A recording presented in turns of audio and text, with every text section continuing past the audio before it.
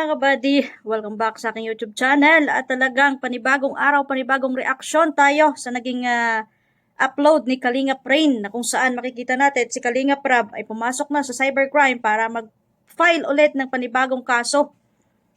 Ang tanong, sino kaya tong mga kinasuhan niya? Kasi wala namang pangalan na nadadrop name si Kalingap Rab. Hindi katulad kay Kuya Val na talagang dire-diretsahan niyang binibigkas kung sino. Kaya ma-idea agad tayo. Pero dito kay Kalingap is pang surprise. Kaya mga kabady, so ano na ito, simulan na natin to. Ito na yung hinihintay namin. Kita nyo ba yun, guys? Camarines Norte Provincial Cyber Response Team. Bali, may ipapasa na naman po si Kalingap Rab. Bro, okay lang mag-vlog? Bali, ilang balik nyo na dito? Ako, si Papa ang pabalik-balik dito. Ako pangalawa. Pangalawa mo na? Kasi nakita ko din nung nakaraan, pumunta ka na dito. Pero ngayon kasama ako. Gusto ko lang sana itanong, bro, kamusta yung proseso? Napakabilis ng proseso dito sa natin, cyber office natin dito sa DAEG. Kasi talagang sila mismo yung tutulong sa'yo. Sila mismo yung mag-aantabay sa'yo. Kaya nakakatuwa, kaya salute ako sa mga ganitong, sa team nila. Talagang kailangan talaga yan dito. Natutuwa nga ako dati walang ganyan dito sa atin. Oo, totoo. Walang ganyan, napunta ka pang ibang lugar. Ngayon meron na, kaya salute ko sa team po ng Camarines Norte. Yan, Provincial Cyber Response Team. Thank you so much po sa inyo. Sa panahon kasi ngayon, parang yung social media, pangalawang mundo na natin eh. Totoo. Parang ganitong real world, may social media world ba? Kaya sobrang kailangan na natin talaga ngayon ng ganito. Sa dami ng tao na na gustong-gusto tayong sirain, na kahit di. Oo, ganyan talaga. Yung alam mo yung real world, parang reflection mo din yan sa sarili mo kung ano ka makilala dito sa social media. Pero mas makilala ka nila off-cam kung sino ka talaga. Pero hindi talaga natin maiwasan, real world versus social world, hindi mo talaga maiwasan na walang taong mapanira sa'yo at walang taong mga chismosa. Diba dati yung wala pang social media? Diyan lang tayo sa bahay natin, yung mga chismosa nga, kunwari pawalis-walis sa tabi ng kalsada. Kunwari, naglilinis ng bakuran nila, pero yung mata nila, pagala-gala, kahit na hindi ka buntis, chismis ka nilang buntis, di ba? Dito pa kaya sa social media? Mas dito, nagkalat ngayon ng chismosa, wala na sa tabi ng kalsada. Dito na ngayon, patambay-tambay na sa Facebook, tsaka sa YouTube, para lang makahanap ng mga maichismis nila. Di mo naman, di mo naman sila kaano-ano, wala naman silang sa buhay mo. Hindi nila alam ka talaga. Hindi alam nangyayari, hindi kita kilala, pero may mga tao talaga masasamang tao na pilit kang gustong pabagsakin. Hindi lang sa hindi ka kakilala. Kahit sa kakilala mo mismo. Kadugo mo nga mismo eh. Minsan sa kapatid mo pa nga, hindi mo pa nga maiwasan kapag magkaroon ng inggit na at nakita niya na sa itaas ka na, hindi maiwasan na hindi ka hahanapan ng butas para masira ka or gagawan ka ng issue para masira ka. Hindi lang sa hindi mo kadugo, kahit mismo sa kadugo mo. Yan yung number 1 pa nga eh. Sila pa yung kadugo mo, sila pa yung dahilan para ikakabagsak mo. Hindi lang sa hindi kadugo, Kalingap. Sa totoo lang mga kabady, hindi ko alam kung kayo naniniwala din ha. Kasi ako based sa experience ko, kahit sarili mong kadugo, yan pa yung mga underestimate sa'yo, yan pa yung magdidiskrimina sa'yo para lang hindi ka makaangat sa kung anong meron din sila. Ganun lang yun. Pero yung sasabihin na hindi mo kadugo, yan pa yung naninira.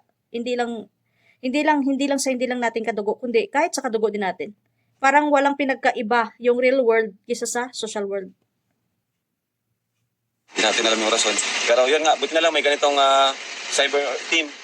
Talagang tutulungan tayo. Ngayon, lahat naman ng ginagawa nila sa atin, lahat yan may hangganan. Matagal na panahon mo na din, bro. Tinitimpi. Matagal na namin nag-warning, matagal na kami nag-warning. Pero wala talaga, di pa rin tumitigil. Noong una, okay lang na content. Pero yung point na, iba na eh, minsan na may personal na. Yes. So, yan yung sinasabi ko, di ba mga kabady? Paulit-ulit yung sinasabi.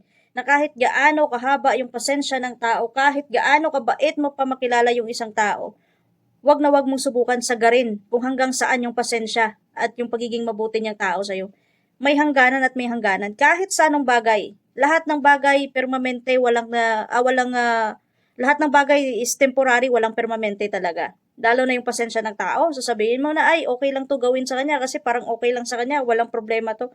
Hindi mo masasabi na walang problema palagi, lalo na kung katulad din ang sabi ni Kalingap Rab na matagal na silang nag-warning pero wala at dumating na sa point na parang below the belt na yung mga sinasabi ng mga taong mapanira at lalong-lalo na may personal na.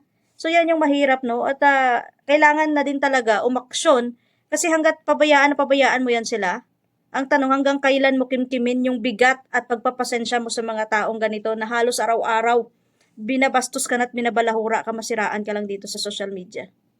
So, bro, Foundation na yung sinisira, kami na mismo sinisira. below the belt na, Okay bro. lang yung mga sa issue lang yung about sa mga sa vlogging natin. Pero yung mga pagbibintangan ka na ng mga pagnanakaw, Yan. usapan yun. Nakakagawa na ng maling kwento. Oo. Paninira na talaga yun. Paninira na. Hindi na totoo. And bro, meron na din kasi mga komento na below the belt na sinasama ng mga pamilya Ayun. ng mga vlogger. Oo. Na hindi naman dapat. Yun talaga, para ito talaga ano na to. Meron si Papa, meron ako. So, marami-rami ito. Sa tingin mo bro, yung decision ni Kalinga Prab, tama? Tama yan, syempre. Kasi masasanay yung ibang tao na baka isipin ng iba, tama lang yan, okay lang yung ginagawa nila. Dapat talaga may masampulan. Kasi mali yan, hindi maganda kasi hindi biro yung ganyan. Kasi isipin mo yung kwento ba ni Doc Willie, Oo. mga comment lang din yun. Ay siya? Comment, nagkaano siya, na-stress siya. Oo. Cancer siya. Hindi mo talaga maiiwasan na dahil dito sa social media, yung mga comment na mga negative, mga hindi maiiwasan na hindi magkakos ng stress, anxiety, at minsan na pa sa depression, na kung saan yung mga tao hindi na kinakaya yung mga below the belt na sinasabi ng iba, na hindi mo naman sila talagang matitrigger ka, talagang mental block ka din sa mga positive na mga vibes, dahil dyan sa mga sinasabi nila, minsan, di ba? Mga sinasabi nila, sana mamatay ka na, sana ganito, ganyan. Lalo na kapag family involved na. Ang bigat na isipin niya na bakit ganun. Di bali na batuhin ka sa personal mo na gusto nilang atakihin. Pero kapag may family involved na, dyan na talaga magkakaalmahan na. Lalo na kung sobra-sobra na talaga yung paninira at nila. Mahirap na. So, mabuti to at naaksyonan na din ni Kalinga Prab at sa legal na hakbang niya ginawa, hindi sa illegal. Kaysa naman na pumatol pa siya dito sa social media, mas mainam pa na ikaso na lang para doon na magkaalaman kung sino yung tama at kung ano yung mali doon. Siya na-stress siya. Oo. Cancer siya. Totoo yun bro, totoo yun. Buti ka na lang bro, ikaw kasi sobrang tagal mo sa social media. Yung iba, na K-boys o yung sa pamilya mo, syempre, maapektuhan talaga sila. Pero ikaw bro, naapektuhan ka din sa mga sinasabi nila. Apektuhan din tayo kahit papilit. Wala namang imposible naman na di ka maapektuhan nun, di ba? Oo, sa bagay. Pag nakikita mo yon, pag minsan nabibisita mo or minsan may maririnig ka sa nagsusumbong sa'yo, syempre maabala ka rin, curious ka rin. At lalong, pero kung apektado tayo, mas lalo na sila, yung mga naninira kasi سنة أقول ببدأ تجهيزات رمضان بدري So, وبالأخير yun talaga mga kabady, kahit sino lang din naman, maapektuhan ka talaga. Katulad niyan minsan, yung content mo about sa ibang tao, may magko-comment sa'yo para atakihin yung personal mo. Kaya mga kabady, paliwanag ko lang din sa'yo. Sa inyo, yung mga nagme-message dyan sa Facebook ko na bakit kailangan ko pang patulan tong mga basher, bakit ko pa daw inaksayahan ng oras, ikaka-stress ko lang daw yan. Alam niyo mga kabady, matagal na kasi ako dito sa Facebook. Matagal na din kasi ako as a content creator na kung saan marami na din ako na-experience na pangbabash. Marami na din ako experience na counter na below the belt na din yung binabato sa akin. Dati, apektado ako agad. So, dumating din yung time na ilang buwan din ako nagpahinga, inabot ng 1 taon. Naglaylo ako sa social media, hindi ako nagsusuporta na sa mga live, hindi ako pumupunta sa mga iba't ibang content creator. As in, tamang upload lang ako kung gusto ko mag-upload. Pag wala din. Parang doon ko na-realize na bakit ako magpapa-apekto sa mga tao na to na hindi naman ako kilala. At mas lalong-lalo na, mas kilala ko yung sarili ko. Kaya nung bumalik ako dito, naging handa na ako sa mga pangbabash. Instead na magalit ako sa kanila, sasagutin ko na lang sila sa mas ikakagalit pa nila. Makipagsabayan ka na lang sa kung anong meron dito. Kaya nga sinasabi ko, kapag pumasok ka dito sa social media, kailangan maging advance ka. Kailangan maging flexible ka kung paano mo sila pakisamahan. Yan yung sinasabi ko din na based sa na-experience ko din dito kasi dati, grabe din ako magtiwala mga kabady. Grabe din ako magbigay ng tiwala kahit unang kilala ko pa lang sa tao, tiwala agad ako. Pero doon ko na-realize na hindi lahat ng mga tao sa paligid natin ay pwede natin mapagkatiwalaan. So, ang dami kong realization nung nagpahinga ako, doon ko nasasabi na sa pagbalik ko, makikisama na lang ako pero hindi ako magtitiwala. So, yan naman ay wino-workout ko. Hindi naman agad-agad mawala kung paano ka magtiwala dati. Pero, hindi mo naman masisisi ako mga kabady kasi ranas ko na na-experience ko na at ayaw ko nang bumalik ulit doon sa kung saan na na-depress ako. So, Kaya pagpasensyahan nyo na kung bakit yung mga basher dyan sa Facebook ko, binabanatan ko din sila pabalik. Kasi ayaw ko matrigger, ayaw ko ma-stress sa kanila. Galit na sila sa akin eh. Hindi naman sila magbabash sa akin kung hindi sila galit sa akin at hindi sila magko-comment ng mga below the belt. Kaya ginagawa ko, binabalik ko na lang sa kanila. Kasi kapag hindi mo ilalabas yung gusto mong isagot sa kanila, mabigat sa dibdib na parang balisa ka, na parang andyan ka na naman sa point na umiinit na naman yung ulo mo sa walang kadahilanan. Pero once maipalabas mo yan, nagiging kalmado ka. At yan yung ginagawa ko, na kapag may nakita akong comments dyan, oo, hindi ko maiwasan na hindi ako matitrigger sa comments nila. Pero mas mainam sa akin, nasagutin ko sila at ipalabas ko kung ano yung gusto kong isagot sa kanila. Pero in a nice way, in a good way. Hindi tayo tutulad sa mga ibang content creators, sa mga ibang reactor na kapag dumating sa point na ganyan na yung comments, hala, mura, hala, ipakita mo din na galit ka, hala, banat ka din ng banat sa kanila. Ako ayoko ng gano'n na magmura ako na magmura unless kapag ako talaga inunahan ng pagmumura na sobra-sobra, dyan din tayo magkakaalaman din. Yan yung sinasabi na ayoko magpakitang tao, ayokong mga kabady, ayokong ipakita sa inyo at magpanggap na mabuti akong tao. Mas gustuhin ko pa at mas piliin ko pa ipakita sa inyo kung gaano ako kasama. At least, dyan pa lang sa umpisa, nakikita nyo na kung paano ako pakisamahan at hanggang saan yung limitasyon nyo pagdating sa ganung bagay. At take note mga kabady, hindi naman ako magiging masama sa tao kung hindi din sila magiging masama sa akin. Nagiging masama lang ako mga kabady, nakadepende yan sa taong nakakaharap ko at nakakasalamuha ko. Kaya sinasabi ko na sa inyo, masama talaga ugali ko. Ayokong ayokong bumuhat ng sarili kong upuan para lang masabi ninyo na, ay, ang bait naman ni Kabady, ay, parang hindi naman makabasag pinggan si Kabady. Ayoko ng ganon. Gusto ko makita nyo ko, makilala ninyo ako ganito ako, na hindi ko kailangan magpanggap para gustuhin ninyo ako. So kahit sabihin nyo man dyan na, ay, si Phil dyan, ganito, ganyan, ang sama ng ugali, ay, si Phil dyan, mainitin yung ulo niya. Wala na akong pakidon. At least, nakita nyo na yung bad side ko. Hindi nyo pa nakita ang good side ko. So, nasa sa inyo naman na yan, kung gugustuhin niyo ako sa pagiging prangka ko, sa pagiging ako ito, hindi ko kailangan ipilit yung sarili ko na gustuhin niyo ako dahil gusto ko kayo. Mas mainam na gustuhin niyo ako dahil gusto niyo ako at gustuhin ko din kayo dahil sa gusto ko kayo. Walang sapilitan, kumbaga. So, yun lang mga kabady yung explanation ko dyan, no? Na, di bali makita ninyo ako na ganito ako, paano ako magsalita.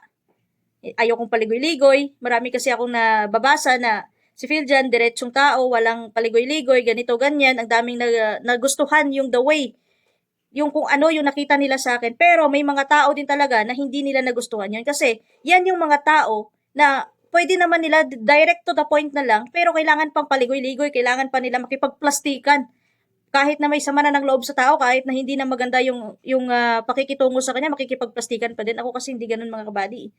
Kaya kung ano yung nakikita ninyo sa akin, masama man talaga yung ugali ko, kung yan yung pagkakaalam nyo din, nasa sa inyo na yan, choice nyo na yan. At least ako, nagpapakatotoo ako.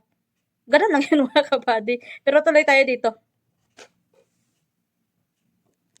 Decision mo na yan, tama-tama yan. Para masampulan na yung Kalingap na kasi yung kinakalaban nila.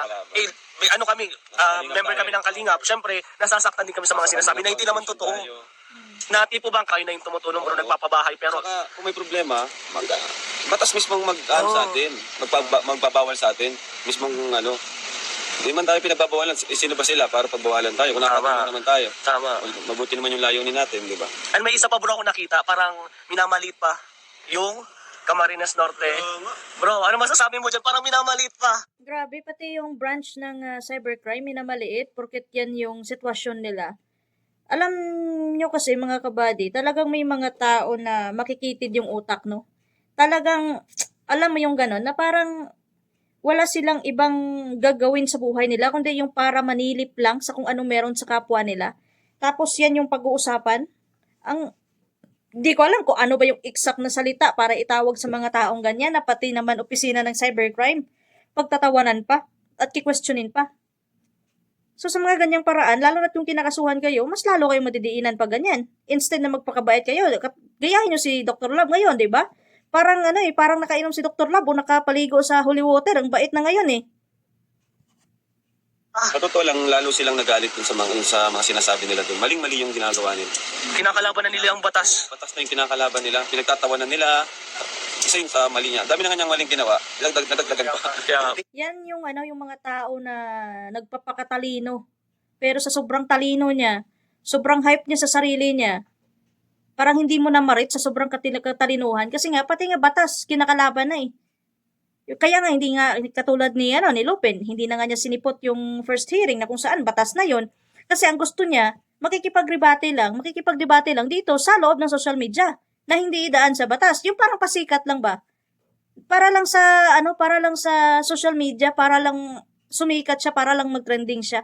Kaya ganyan niya na lang bastusin din yung batas ng Pilipinas. Isa yun sa mali niya. Dami na nga niyang maling ginawa, nadagdagan pa. kaya, Dinihin niya pa yung sarili niya. Hindi niya lalo. Pinagtawanan, alam mo yung proud pa siya na di siya pumunta. kaya nga. Yun yung chance mo para paliwanag, di ba? Pero ito bro, ano na lang masasabi mo sa mga nambabalahura, sa mga naninira sa Team Kalingap? Ang masasabi ko lang, lahat yan ay may katapusan. At ito na yung katapusan. So, good luck na lang, kita-kits na lang tayo sa korte. Thank you bro. Ito bro, pwede bang sabihin kung ilan? Papa, medyo more than one yung kay Kuya Bal. More than one. Sa akin, isa pa lang. Ay, yung nung nakaraan, follow up lang to? Follow up lang to. Ah. Ang nangyari kasi, kaya nga nakakabilib sila kasi sila mismo yung gagawa ng report din. Papacheck ko na lang kung anong gusto kong idagdag. Oo. Kumbaga sila na yung naggawa ng format. Ay, ang galing Sila naman. na yung type mismo. Kaya nga nakakatawa eh. Ilang weeks na yung nakaraan nung una mo? Matagal na akong hinintay dito.